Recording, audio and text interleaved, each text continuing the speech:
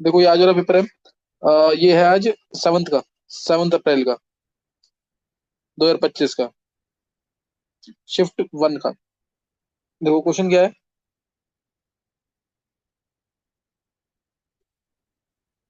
First question है, which the following gives positive carbonyl test. Carbonyl test कौन देता है? प्राइमरी इमेज देते हैं, चाहे एरोमेटिक हो या एलिफेटिक हो। तो फर्स्ट देगा, एनिलीन देगा। ये सेकेंडरी अमीन है, एनएच लगा होगा उसमें, ये नहीं देगा। सेकेंडरी अमीन है, ये भी नहीं देगा। प्राइमरी अमीन है, देगा। टर्शियम अमीन है, नहीं देगा। तो आंसर आ जाएगा दो आ देंगे, कौन, 1 और 4। इजी क्वेश्चन है, बस प्राइमरी इमेज देंगे, चाहे एलिफेटिक हो या एरोमेटिक हो। फॉल्स वन आती है आइसोसाइनेट की। Next question. फिर match list first with list second.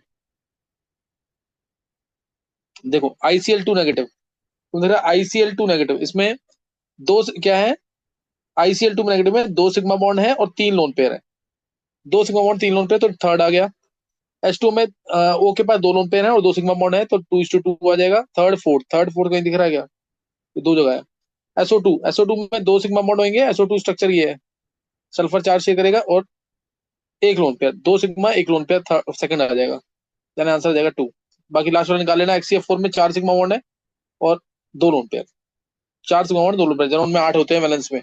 4 share होंगे, 4 रहेगा, 4 रहेगा मतलब 2 लोन पेयर। नेक्स्ट देखेंगे थर्ड क्वेश्चन।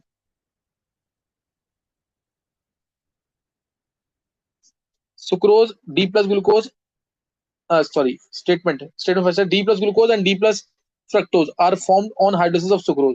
देखो डी प्लस ग्लूकोज तो सही है, यहाँ पे डी माइनस बनता है फ्रक्टोज में, तो ये गलत हो गया इसलिए।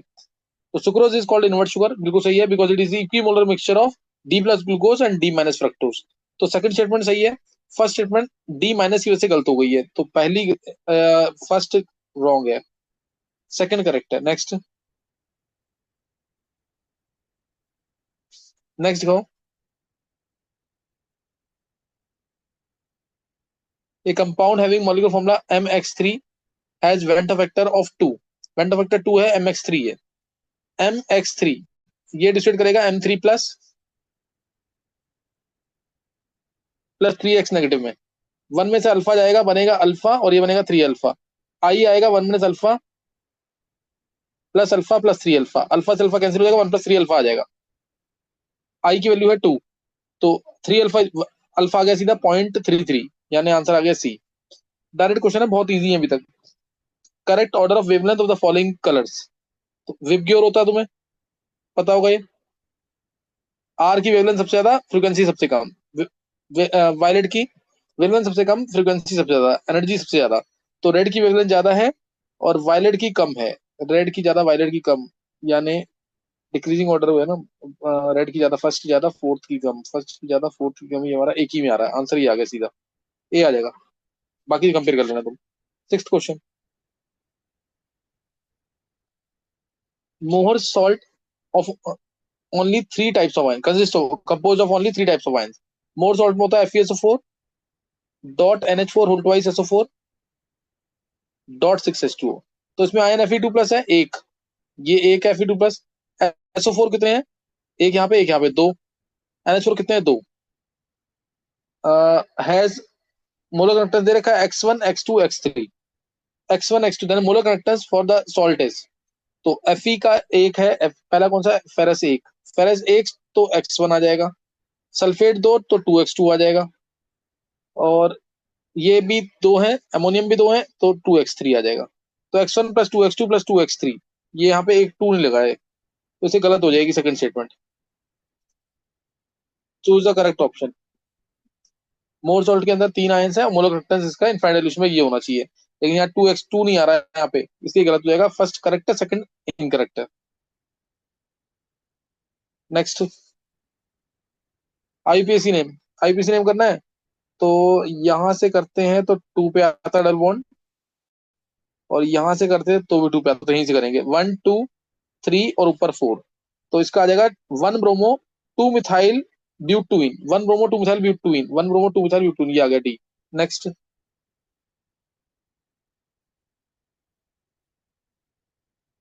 What is the number of valence electrons of the element that has the lowest enthalpy atomization among the following. Lowest enthalpy atomization बोला है। लोएस्ट एंथैल्पी ऑटोमाइजेशन क्रोमियम का हो नहीं सकता, आयरन के अंदर 4 अनपेयर्ड है, कोबाल्ट में 3 अनपेयर्ड है, निकल में 2। मोस्ट प्रोबेबली आंसर यही होना चाहिए।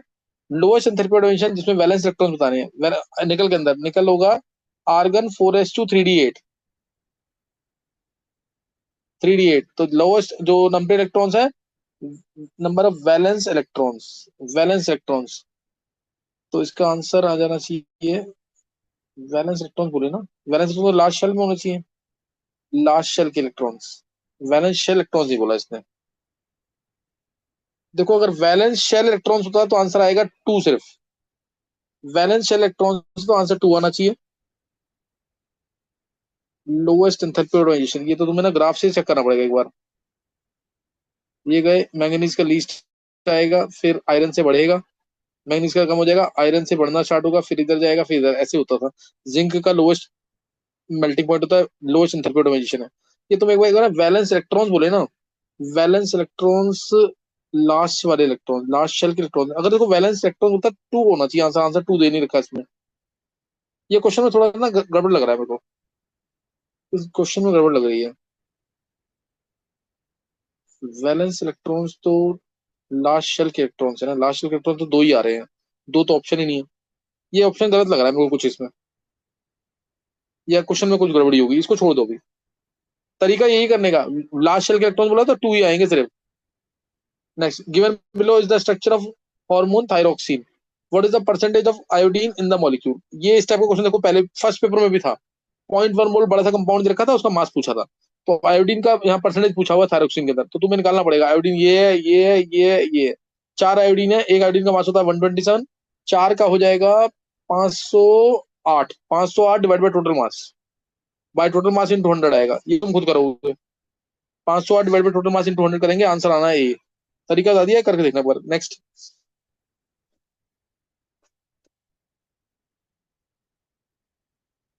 the reaction which can be applied to prepare an alkene by elimination से जो प्रिपेयर होंगे।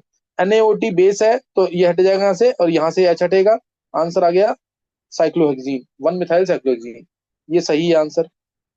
CH3 CH2 CH Br, ये एक्वस की वजह से, एक्वस की वजह से तो प्रॉपर में आंसर Br की जगह हो जाएगा, तो उसमें नहीं होगा, सब्स्टिट्यूशन से हो रहा है। फिर तीसरा NaOMe है, बेस चला हुआ है, एलिमिनेशन हो जाएगा, आइसोब्यूटाइलिन आएगा आंसर, ये हो सकता है। फिनॉल में Na2Cr2 डालेंगे तो एल्कीन मिले नहीं, इसमें मिलता है हमें बेंजोक्विनोन, ये तो कीटोन की फॉर्म है एक तरह से, तो ये एल्कीन नहीं है, तो ये भी नहीं होगा। नेक्स्ट है, नीचे करना है नीचे। कॉपर 576 एलिमेंट डाला है, इसमें एल्कीन मिलता ही है, फाइव इसमें तो डिहाइड्रेशन हो जाएगा, इसमें भी आइसोब्यूटाइलिन आंसर, इसमें भी एल्कीन मिलेगा, तो ये भी आंसर होगा। 1 3 और 5 आंसर आएगा, 1 3 और 5, ये आ जाएगा आंसर। नेक्स्ट,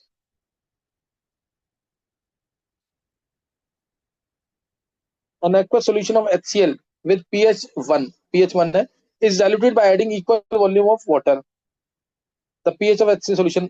अब कितना हो जाएगा, पहले pH 1 था, NaCN थे 10 - 1 यानी 0.1 थे, वॉल्यूम मान लिया इसका V है, इसको डाइल्यूट कर दिया, डबल हो जाए ताकि वॉल्यूम, वो हो गया 2V, 2 इंटू एक्स मान लो, एक्स आ गया हमारा 0.05, 0.05 मोलर का पीएच, 5 × 10 - 2 है, यानी 2 - log 5, log 5 होता है 0.7, 2 - 0.7 1.3 आंसर आ जाएगा, increase to 1.3।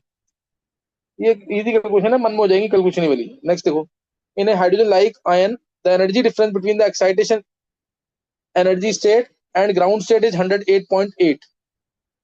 The difference between the excitation energy, ये है जैसे 1 2 3 4, कोई भी एनर्जी स्टेट है, यहाँ से ग्राउंड स्टेट और इसके बीच में एनर्जी डिफरेंस दे रखा है 1 के बीच में, और डेल्टा ई दे रखा है इसका, EN - E1 होगा। मैं हिंट दे रहा हूँ, ट्राई खुद करना इसको। डेल्टा ई 108.8 है, EN होगा -13.6, जेड का स्क्वायर बाय एन का स्क्वायर, -13.6 इंटू जेड का स्क्वायर। तो इसको तुम्हें सॉल्व करना पड़ेगा कंपेयर करके, सही ना हाँ, इसको कंपेयर करके सॉल्व करना पड़ेगा तुम्हें। Z square -13.6, Z square common लो, तो 1/n का स्क्वायर -1 1 आ जाएगा, 1/n स्क्वायर -1, इसको कंपेयर करके सॉल्व करना पड़ेगा तुम्हें। 13.6 जेड स्क्वायर 1/n स्क्वायर -1 कर देंगे, और यहाँ आ गया 108.8, 108.8 13.6 से चला जाना चाहिए, 13.6 से 8 से जाना चाहिए शायद, ये 8 से अगर जाता है, 8 से जाएगा ये, तो इसको आगे, इसको कंपेयर करके ट्राई करना, इसको जैसे जेड की वैल्यू यहाँ से पुट करके भी ट्राई कर सकते हो तुम, है ना, जेड की वैल्यू यहाँ पुट करके भी ट्राई कर सकते हो। जेड की वैल्यू 2, 1, 4 और 3 इसमें पुट करके, और एन की वैल्यू सोच करके ट्राई कर सकते हो, कंपेयर करके वैल्यूज पुट करके भी ट्राई कर सकते हैं। Difference excitation energy and the ground state energy, हाँ ये पुट करके ट्राई करना पड़ेगा तुम्हें जेड और एन की वैल्यू से, जो 108.8 दे दे, सही ना, जो 108.8 दे दे। एक बार चेक करना इसको खुद। आंसर है इसका वैसे D. Next, one mole of water at 10 degree Celsius, देखो इस टाइप का क्वेश्चन पहले भी आया हुआ है, इस टाइप का क्वेश्चन पहले भी आया है अभी इसी बार के पेपर्स में। One mole of water at 10 degree Celsius is converted into ice eight -10 degree Celsius. तो इसमें 10 degree, water at 10 degree Celsius है, वाटर एट 10 डिग्री सेल्सियस से गया water at 0 degree Celsius, water at 0 degree Celsius से गया ice eight 0 degree Celsius, face change हो गया same temperature पे। और आइस एट 0 डिग्री सेल्सियस से गया आइस एट -10 डिग्री सेल्सियस। बस यहां से आ गया तो फेस चेंज हुआ है, डेल्टा एच का लगेगा, डेल्टा एच निकालना है ना, एंथैल्पी चेंज है, हाँ एंथैल्पी चेंज है। डेल्टा जो होता है एन सीपी, एन तो 1 मोल ही है, यानी सीपी लगेगा, CP of liquid, CP liquid कौन सा, ये रहा, सीपी ऑफ लिक्विड डीटी यानी 10x आएगा। और ये तुम्हें पता है टेम्परेचर हम कम कर रहे हैं तो आंसर आएगा नेगेटिव, टेम्परेचर बढ़ाते तो हीट देनी पड़ती है, पॉजिटिव होता है, इधर नेगेटिव आएगा, तो -10x हो जाएगा पहले का आंसर। दूसरे में सेम टेम्परेचर है, फेस चेंज हो रहा है, डेल्टा जिसका दे रखा है फ्यूजन डायरेक्टली जेड, तो -z हो जाएगा ये। और अगले में फिर टेम्परेचर चेंज हो रहा है 0 से -10, तो ये आ जाएगा -10, और इसका देखा सॉलिड का वाई, यानी -10y। ये आंसर देख लो, -10x, माइनस मतलब माइनस वाला, इसमें करने की जरूरत ही नहीं थी, तीनों माइनस में सिर्फ एक ही दे रखा है ए, तीनों माइनस एक ही में दे रखा है बस, बाकी किसी में है ही नहीं। Next, consider the following reaction, हाँ NH4Cl प्लस NaOH, ये तो पता ही है, अमोनिया गैस मिलेगी, अमोनिया गैस आ गई, इसमें वाई डाला, ब्राउन पीपीटी आ रहा है, यानी नेचुरल टेस्ट लगा रखा है। इसमें K2 वाई होगा K2HgI4, ये तो भी क्वालिटेटिव में सॉल्ट लिस्ट में डिटेल में पढ़ाया मैंने, तो यहाँ पे आ जाएगा NH2HgOHgI, सही है ना, NH2HgOHgI, reddish brown iodide of Millon base, reddish brown PPT, तो एक NH3 है, वाई NH2 ये आ गया, NH3 एंड K2HgI4 बी आ जाएगा। Next, reductive ozonolysis of butyne gives ethanol, सही है, रिडक्टिव ओजोनोसिस ऑफ ब्यूटूइन है ना, पता क्या ये ब्यूटूइन, यहाँ से क्लीवेज किया इथेनॉल मिल जाएगा। Reductive ozonolysis of 3,6 dimethyl oct 4इन, ये ऑक्ट 4इन बना दिया, हाँ ऑक्ट 4इन है ये, 3 पे मिथाइल, 4 5 6 6 पे मिथाइल, यहाँ से क्लीवेज करेंगे तो डबल बॉन्ड हो जाएगा, तो ये आंसर आएगा सी, सी डबल बॉन्ड हो, ये आ गया यहाँ पे, CHO आ गया यहाँ पे, CHO, तो यहाँ पे हमारे कार्य सेंटर एक आ गया, ये कार्य सेंटर आ गया है ना। और इसने लाइन क्या बोली है, reactive of this does not give compound with कार्य सेंटर, तो कार्य सेंटर आ रहा है ना इसके अंदर, तो ये गलत हो गई स्टेटमेंट, पहली सही है दूसरी गलत है। देखो निश्चय, first correct second incorrect, C answer आ जाएगा। नेक्स्ट, नेक्स्ट क्वेश्चन है, sodium on reaction with alcohol liberates H2 gas, सही है, ROH प्लस Na, तो बताइए RONA प्लस हाफ H2 मिलता है, और ये रिएक्शन प्रूव करती है acidic nature of alcohols, alcohols are acidic nature, ये यहाँ से प्रूव हुआ है, तो इसमें बोल सकते हैं ये alcoholic nature, acidic nature prove हुआ है क्योंकि इसने H+ लूज किया है, वैसे एल्कोहल्स होते हैं। अब एल्कोहल्स और एसिडिक नेचर अलग से स्टेटमेंट पढ़े हैं, तो ये स्टेटमेंट फॉल्स आएगी। अकेला एल्कोहल जो मोर एसिडिक है पानी से, वो कौन सा है, मिथेनॉल, बाकी सभी बेसिक होते हैं वो इन कंपेरिजन टू वाटर, तो alcohols actually are basic in nature, तो स्टेटमेंट को अगर डायरेक्ट ऐसे रीड करें तो गलत होनी चाहिए स्टेटमेंट ये। अब इसको ऊपर देखते हुए पढ़े तो दिस शोज दैट लिखा होना चाहिए, ये पूरी स्टेटमेंट नहीं है, पेपर में उसका ऐसे ही लिखा आया हो, this shows that alcohols are acidic nature, तो ये करेक्ट एक्सप्लेनेशन होना चाहिए। अदरवाइज तो सेकंड स्टेटमेंट जो है रॉन्ग होनी चाहिए, क्योंकि अगर वाटर को हम रेफरेंस लेवल लेते हैं तो A is correct, second is incorrect आना चाहिए, मोस्ट प्रोबेबल आंसर ये होना चाहिए, ये होना चाहिए सी आंसर इसका। ए में डाउट है मेरे को, ए ना ये तो लाइन लिखी हो पूरी, this shows that alcohols are acidic in nature, तो उस केस में सही होगा ये, अदरवाइज आंसर इसका सी आना चाहिए। Next, an octanal complex having formula composition CO dot 5NH3 dot Cl dot SO4, has two isomers A and B, दो आइसोमर्स हैं, the solution of A gives a white PPT with BaCl2, white PPT BaCl2 के साथ है, इसका मतलब SO4 बाहर होगा, CO NH3 whole 5 Cl, और बाहर SO4, तभी तुम BaCl2 डालोगे तो BaSO4 का व्हाइट पीपीटी आ जाएगा, और दूसरे में SO4 अंदर होगा और ये Cl बाहर होगा, तो AgNO3 के साथ व्हाइट पीपीटी आएगा। The type of isomerase exhibited by the complexes ionisation होना चाहिए, सही ना, आयनेशन आइसोमरेज आ जाएगा। Next, consider the following values of standard reaction potential, E not they रखा है कॉपर का, ई नॉट दे रखा है सिल्वर का। Find E cell by combining, combine करना है दोनों को, यानी हमें सेल रिएक्शन स्पॉन्टेनियस करनी है, तो इसमें इसको कैथोड मानना पड़ेगा, इसको एनोड मानना पड़ेगा, तो इसको कैथोड इसको एनोड, तो इक्वेशन बन गई copper plus 2Ag plus gives copper 2 plus 2Ag।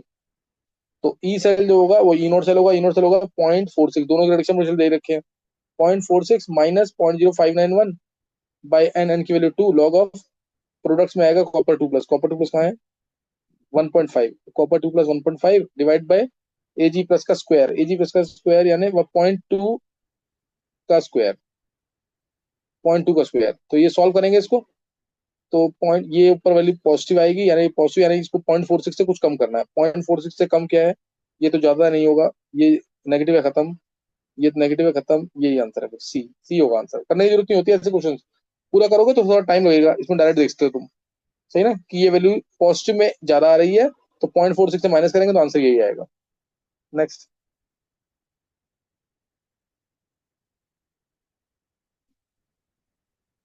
Next question है, transition metal belonging to 3D series having lowest enthalpy of atomisation in its most stable state and forms MO, nature of oxide is, देखो यहाँ हो दिया lowest enthalpy of atomisation 3D series में, तो तुम्हें पता ही है इसमें या तो स्कैंडियम होगा, बॉन्ड जिसके कम बनते हैं, चांसेस कम है जिसके, सही ना, और एक जिंक होता है, जिंक तुम्हें पता है लोवेस्ट एंथैल्पी ऑटोमाइजेशन है, अगर तुम्हें कर्व याद हो मैंने पीछे भी बताया, अभी उसी टाइप का क्वेश्चन सेम आया, वो नीचे आया ये बड़ा, फिर ऐसे ये जिंक का लिस्ट आ जाता है, तो जिंक आएगा इसमें, तो जिंक का बनता भी है ZnO या ZnOH होल ट्वाइस, ये दोनों क्या होते हैं एम्फोटेरिंग नेचर के, तो बी आ जाएगा आंसर, एम्फोटेरिंग नेचर का। नेक्स्ट, एनोनिक कंपाउंड वेइंग 500 मिलीग्राम, सही है, produce 220 milligram CO2 on complete combustion, the percentage of carbon, देखो ये क्वेश्चन तीसरी बार रिपीट हो रहा है इस बार पेपर के अंदर, थर्ड टाइम रिपीट हुआ, पूरे पेपर चेक करना जो मैंने पीछे करवाए हैं सारे, 220 मिलीग्राम CO2 है, तो देखो 44 ग्राम CO2 के अंदर 12 ग्राम कार्बन है, 220 मिलीग्राम में 12/44 इंटू 220 मिलीग्राम में आ गया, बाई 500 इंटू 100, सॉल्व करेंगे आंसर आ जाएगा इससे, ये कैंसिल कैंसिल, और ये तो कैंसिल हो ही रहा है यहाँ पे, ये जीरो लगा हुआ ध्यान रखना, 22 टू द 26 द 6, ये तो 60%, ये आंसर गलत दे रखा है इसका शायद, इसमें 60% आ रहा है कार्बन, इन्होंने 12% दिया ना, गलत आ रहा है ये कुछ, कैलकुलेशन यही होनी चाहिए, 220 इंटू बाई में 500 इंटू 100, फाइव से रह रहा है ना, 60/12 सही है, ये 5 रह गया, 60 बाई में 5 12 आ जाएगा, सही है, 12% आ जाएगा, सही है, चलिए यही आंसर आ जाएगा इसका। निश्चा आज वाला पेपर दिखा सकते हो एक बार क्या, ये तो हो गया खत्म। इधर कौन सा बताया था आपने? BQ पेपर है, BQ। BQ दो है शायद, ए और बी। ए और ए में क्या है, पहला क्वेश्चन पढ़ना।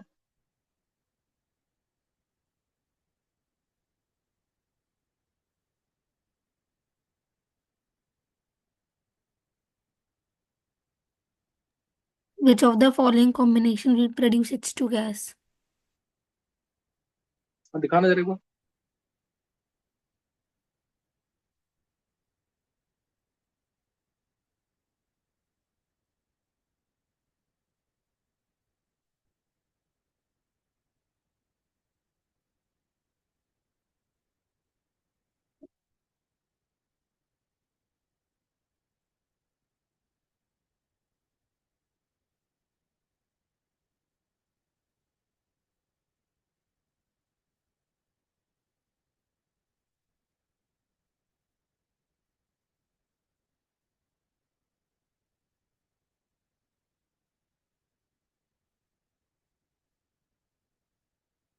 हाँ यही है। देखो जो बच्चे एडवांस की प्रिपरेशन कर रहे हैं ना, उनका आज फर्स्ट पेपर स्टार्ट हुआ है। ये फर्स्ट पेपर है उनका, और बहुत इंपॉर्टेंट है, इसको ढंग से करना, हर एक पेपर को बहुत ढंग से करना। और चेक करो कि क्या चीज है जो तुम गलत कर रहे हो, या कौन से क्वेश्चन है जो तुमसे अटेम्प्ट नहीं हो पा रहे हैं। पेपर अभी मैं इजी वाले ही दे रहा हूँ ये। तो इसमें देखो, पहला question, which the following combination will produce H2 gas. तो पहला क्वेश्चन है, ये इनऑर्गेनिक से रिलेटेड है। Zinc plus NaOH, zinc plus NaOH तो पता है, जिंक एम्फोटेरिक मेटल है, 9 10 से पढ़ते आ रहे हो। जिंक प्लस NaOH क्या मिलता है? Na2ZnO2, या Na2ZnOH4 प्लस H2 गैस, इसी से मिलती है H2 गैस की नहीं। तो इसका आंसर ये आ जाएगा। फिर है Au metal, Au metal and NaCN in terms of air, इसमें तो NaAuCN2 मिलता है। गोल्ड की एक्सट्रैक्शन है यहाँ पे, एक्सट्रैक्शन चैप्टर से रिलेटेड है। फिर जिंक डालेंगे तो गोल्ड बाहर आ जाएगा, जिंक डालेंगे गोल्ड बाहर आ जाएगा। Copper metal and concentration NO3, इसमें तो कॉपर नाइट्रेट मिला, और साथ में कॉपर लेस रिएक्टिव है हाइड्रोजन से, इसलिए N2 लाफिंग गैस मिलेगी, नाइट्रस ऑक्साइड। सही, नाइट्रस ऑक्साइड। और लास्ट में है Fe metal and concentration NO3, इसमें भी NO2 गैस मिल जाएगी। कंसंट्रेशन NO3 है तो हमेशा NO2 गैस मिलती है। तो ये तो आंसर, सिंपल क्वेश्चन था बिल्कुल, आंसर वन आ जाएगा इसका। हर एक ऑप्शन को एनालाइज करना कि ऐसा क्यों हो रहा है। नेक्स्ट है, प्योर वाटर फ्रीजेज एट इतना इतना बार, सही है। The addition of 34.5 gram of ethanol to 500 gram water changes the freezing point of solution.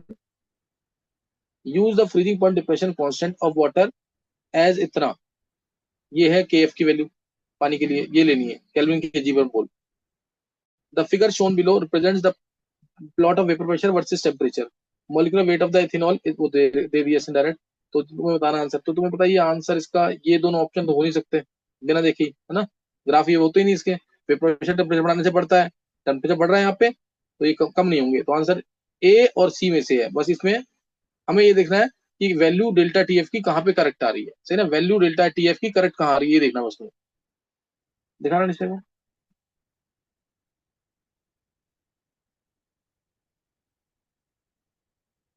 है ना, डेल्टा TF की वैल्यू कहाँ करेक्ट आ रही है, ये देखना है तुम्हें। तो डेल्टा TF होगा हमारा KF/m, delta TF, KF/m। KF की वैल्यू 2 दे रखी है, ये रही ना, केल्विन के जी में मोल। और मोलैलिटी दे रखी है 34.5 ग्राम इथेनॉल है, 34.5 डिवाइड बाय 46 वेट आता है इसका इथेनॉल का। सॉल्वेंट का मास 500 इंटू 1000, 10:3, तो ये 2 से चला गया, 69 हो गया, 69/46, 2 इंटू 69/46, तो डायरेक्ट कैंसिल हो रहा है। 23 2 था, 23 3 था, तो 2 से 2 कैंसिल, 3 आ गया। डेल्टा TF 3 आ रहा है। बस चेक कर लो कहाँ पे डेल्टा TF की वैल्यू 3 आ रही है, किस ग्राफ में, ए में और डी में। एक बार चेक करना निशा, कहाँ पे आ रही है 3। ये मुझे लग रहा है 271 और 273 है शायद, तो यहाँ तो 2 आ रही है वैल्यू, यहाँ पे 270 और 273 है। वो निशा चेक कर लो, ग्राफ फोर्थ आ जाएगा आंसर शायद। Yes, sir. 270 और 273 है, यहाँ पे डेल्टा TF 3 आएगा, तो आंसर ये होना चाहिए। The order of oxidation state of the phosphorous acid, phosphorus atom, H3PO2 है, +1 स्टेट निकाल लोगे, तो बहुत इजी क्वेश्चन है ये, एडवांस है ही नहीं क्वेश्चन एक तरह से, पेपर एडवांस का ही है ये। H3PO4 +5, H3PO3 +3, H4P2O6 4 minus +4। अब निकाल लो इसमें सबसे ज्यादा किसमें है, H3PO4 के अंदर, H3PO4 में सबसे ज्यादा, फिर से ये आ गया ना, फिर ये +5 +4 आ तो गया, ये आंसर होगा। नेक्स्ट,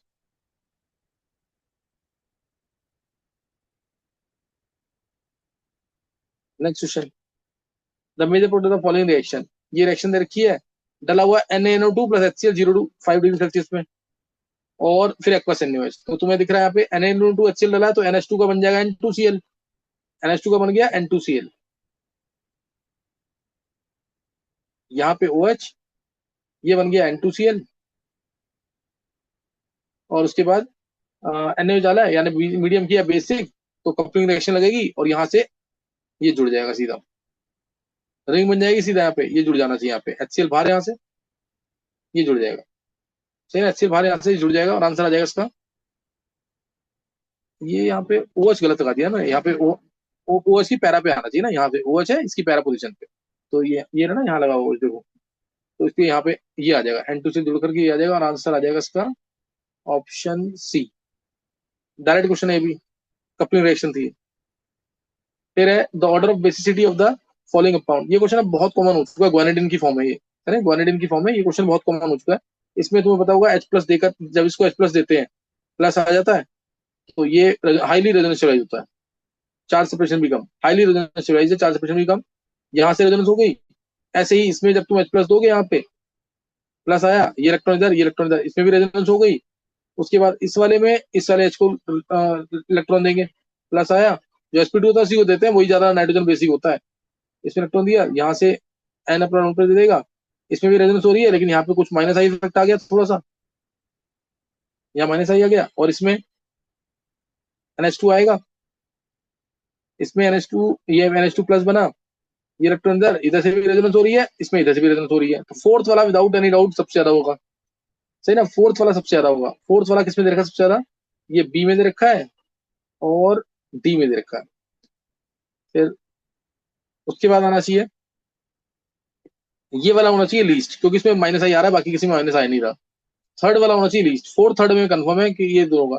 तो आंसर इसका मोस्ट प्रोबेबल आंसर डी होना चाहिए, डी आंसर होना चाहिए इसका। सेकंड वाले में क्या है, सेकंड वाले में हाँ ये आया यहाँ पे, और यहाँ से एन एलोन पर दिया, ये भी रेजोनेंस है इसमें, ये आया, इसमें भी एन एलोन पर दिया, और साथ में CH3 का प्लस आई इफेक्ट भी है इसमें, CH3 का प्लस आई इफेक्ट भी है।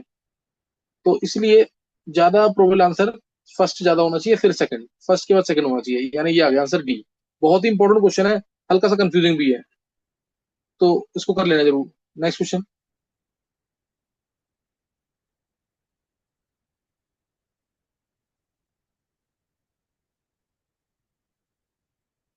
अब है question number 7। For the following cell reaction, zinc से जिंक सल्फेट है, कॉपर सल्फेट से कॉपर, डीनियल सेल है तो voltage cell, when the concentration of zinc 2 plus is 10 times the concentration of Cu2 plus, सही है। The expression for delta G, delta G तुम्हें पता है एक्सप्रेशन क्या होता है, डेल्टा जी होता है delta G not plus RT natural of Q, बस वैल्यू पुट करनी है इसमें। डेल्टा जी, और हमें निकालना क्या है, डेल्टा जी निकालना है। तो डेल्टा जी नॉट लिख देंगे minus NF E nought cell, N की वैल्यू 2 होती है इसमें, -2F ई नॉट सेल कितना है, डीएनए सेल का ई नॉट सेल दे रखा है कि नहीं, ई नॉट सेल तो इसकी वैल्यू नहीं दे रखी। वैसे तो हमें पता है ई नॉट सेल इसका कितना आएगा, कॉपर का होता है 0.34, और इसका होता है -0.76, तो 1.1 मल्टीप्लाई करना है आप, ये वैल्यू दी होनी चाहिए।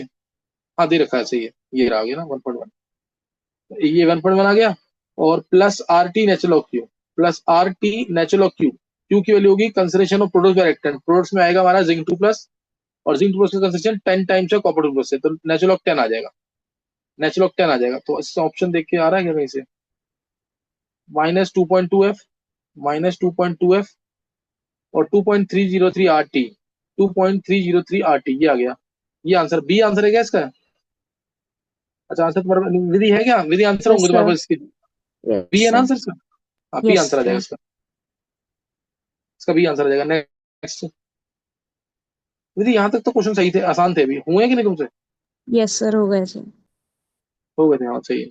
फिर अगला क्वेश्चन है, in a bimolecular reaction the steric factor P was, ये मैंने क्लास में करा रखा है, मतलब क्लास में कंसेप्ट दे रखा है, द स्टीरिक फैक्टर पी दे रखा है, was experimentally determined to be 4.5, steric factor 4.5 है, यानी प्रोबेबिलिटी फैक्टर जो है 4.5 है, यानी रिएक्शन होने की प्रोबेबिलिटी 1 होती है ना जो, उससे बहुत ज्यादा है। तो ये तो वैसे इम्पॉसिबल वाला केस है। द करेक्ट ऑप्शन इज, बोला the value of frequency factor produced by predicted by the Arrhenius equation is higher than the than that determined experimentally, तो तुम्हें पता है कि जो अरेनियस इक्वेशन होता है k √a e⁻⁻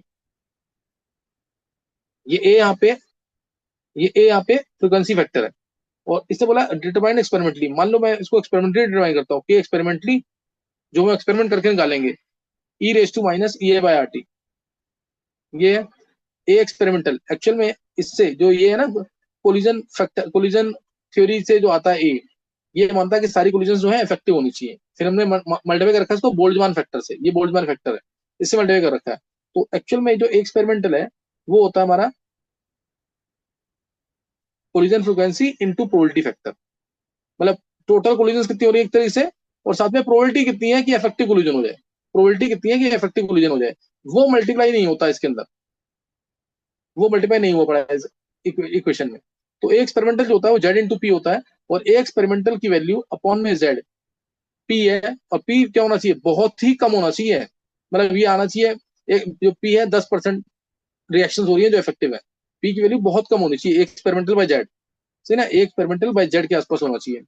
यानी ये वैल्यू आनी चाहिए बहुत कम और इसने दे रखी है वैल्यू बहुत ज्यादा। तो क्या है, value of frequency factor predicted by the Arrhenius equation is higher than that determined experimentally. अब बताओ ये वैल्यू ये गलत है कि सही है? फ्रीक्वेंसी फैक्टर की जो वैल्यू हमने अरेनियस इक्वेशन से निकाली है, ये वैल्यू ये हायर है देन दैट डिटरमाइंड एक्सपेरिमेंटली। क्या आएगा विधि, बताओ इसको सोच करके अब। गलत हो, हाँ गलत आएगी इक्वेशन, क्यों? कम होना चाहिए। हाँ ये कम होना चाहिए ना काफी। The value of the frequency factor predicted by the Arrhenius equation, frequency factor यही है ए, जो इसकी वैल्यू है वो जो हमने एक्सपेरिमेंटल वैल्यू निकाली है। एक्सपेरिमेंटल वैल्यू तो बहुत ज्यादा आएगी अब, क्योंकि ए एक्सपेरिमेंटल क्या है, ये प्रोबेबिलिटी फैक्टर कितना है 4.5, 4.5 वो which is greater than 1, which is greater than 1। Experimental क्या होता है, जेड इंटू पी, पी तो बहुत लेस देन 1 होना चाहिए, लेकिन दे दिया ऐसा 4.5, तो एक्सपेरिमेंटल वैल्यू जो है वो बहुत ज्यादा आएगी। फिर the activation energy of the reaction is unaffected by the value of the steric factor, ये बिल्कुल सही है। सीरी फैक्टर से कोई लेना देना, प्रोबेबिलिटी फैक्टर से एक्टिवेशन एनर्जी का कोई लेना देना नहीं होता, तो ये करेक्ट है। Since P is 4.5, the reaction will not proceed unless an effective catalyst is required। ये तो रिएक्शन तो अपने आप ही हो जाएगी, इसकी जरूरत ही नहीं है किसी कैटलिस्ट की, क्योंकि प्रोबेबिलिटी जो है रिएक्शन की होने की 4.5 है, प्रोबेबिलिटी फैक्टर जो है, इसलिए गलत है। Experimentally determined value of frequency factor is higher than that determined by Arrhenius equation, ये ट्रू है, क्योंकि पी की वैल्यू बहुत ज्यादा है। एक्सपेरिमेंटली डिटरमाइंड वैल्यू इसलिए जो आनी चाहिए उससे बहुत ज्यादा आएगी, ये करेक्ट है। तो 8 आएगा इसका answer. 9th question,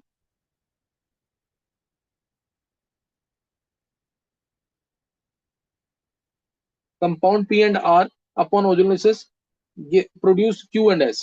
the molecular formula of Q and S is C8H8O। Q undergoes Cannizzaro reaction, Q ये जो है कैनिजारो रिएक्शन शो करता है, but not haloform reaction, haloform reaction show नहीं कर रहा है, यानी ये एल्डिहाइड होगा और ऐसा जिसमें हेलोफॉर्म रिएक्शन नहीं होगी। Where S undergoes haloform reaction C8H8 but not Cannizzaro. तो C8H8O का तो फॉर्मूला तुम्हें ध्यान होगा, इसका बहुत इंपॉर्टेंट फॉर्मूला बनता है COCH3। ये हेलोफॉर्म रिएक्शन भी शो करेगा और कैनिजारो शो नहीं करेगा, तो एस तो यही होना चाहिए। निकालना है तो निकाल के देखते हो तुम इसे।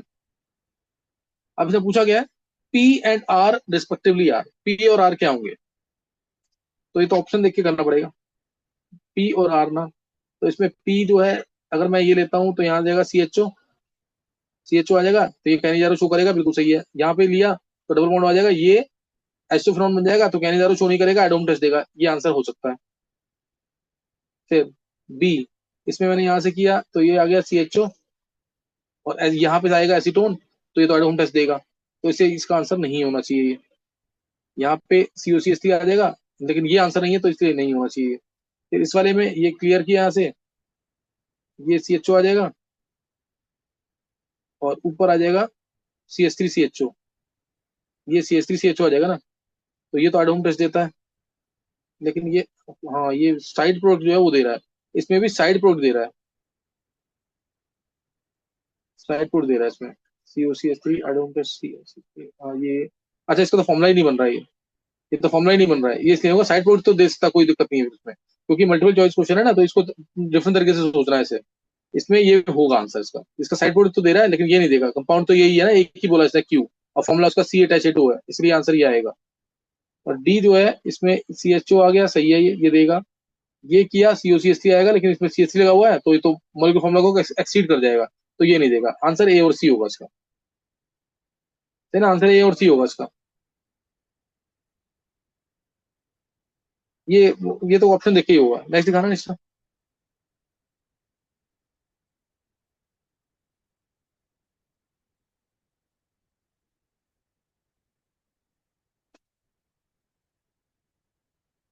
इसको देखो निशा, भी टाइम तो इसमें खत्म हो गया ना। Yes, sir. 10-15 मिनट और लगेंगे, तो करा देता हूँ आपको।